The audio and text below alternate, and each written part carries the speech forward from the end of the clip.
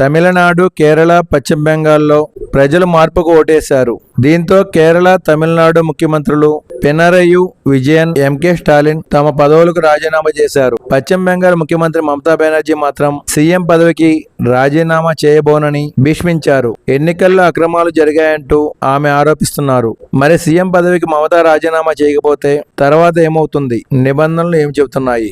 రాజ్యాంగంలోని ఆర్టికల్ 124 ప్రకారం ముఖ్యమంత్రిని గవర్నర్ నియమిస్తారు.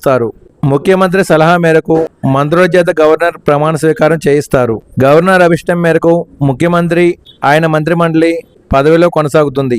ఒకవేళ మెజార్టీ కోల్పోయిన ముఖ్యమంత్రి రాజీనామా చేయకపోతే గవర్నర్కు వారిని తొలగించే అధికారం ఉంటుంది. ఒక ముఖ్యమంత్రి శాసనసభలో మెజార్టీ సభ్యుల మద్దతు ఉన్నంత కాలం మాత్రమే ఆ పదవిలో కొనసాగగలరు. అసెంబ్లీలో మెజార్టీ కోల్పోయినప్పుడు ఆ పదవిలో కొనసాగే అధికారం వారికి ఉండదు. అందుకే నైతిక బాధ్యత వహించి ముఖ్యమంత్రులు తమ పదవులకు రాజీనామా చేస్తుంటారు. పశ్చిమ బెంగాల్ సీఎం అందుకు నిరాకరించడంతో ఇక్కడ గవర్నర్ పాత్ర కీలకం కానుంది. Thanks for watching.